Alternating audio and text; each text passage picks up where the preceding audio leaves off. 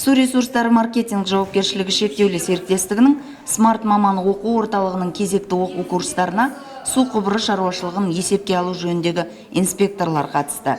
Түсінікті болу үшін айта өтейік, халық арасында оларды контролер деп атаймыз.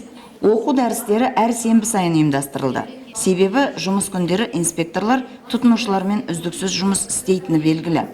Қала бойынша кәсіпорынмен жұмыс істейтін 200-ден астам инспекторлар бар. Оқу курстарына олардың 40-ы қатысты. Сабақ өтіп жатыр. Ол жерде нормативті құқықтық актілерді, таза суды қалай қолдануды оқып жатыр. Осы оқу біткеннен кейін олар сертификат алады, емтихан тапсырып болып, сертификат алады. Және бұл жерде халықпен, тұтынушылармен қалай жұмыс істеу керек екенінде оқып, психологиялық тұрғыда сабағын өтіп, емтихан тапсырып, сертификат алып жатыр.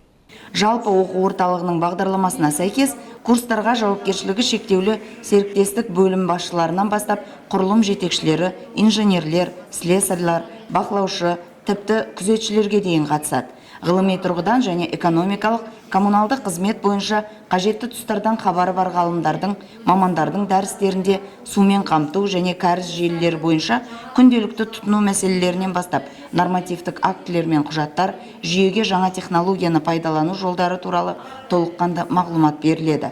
Және оқу курсынан өткен әр маман, инспектор біліктілігін арттырғанын растайтын құжатқа ие болады.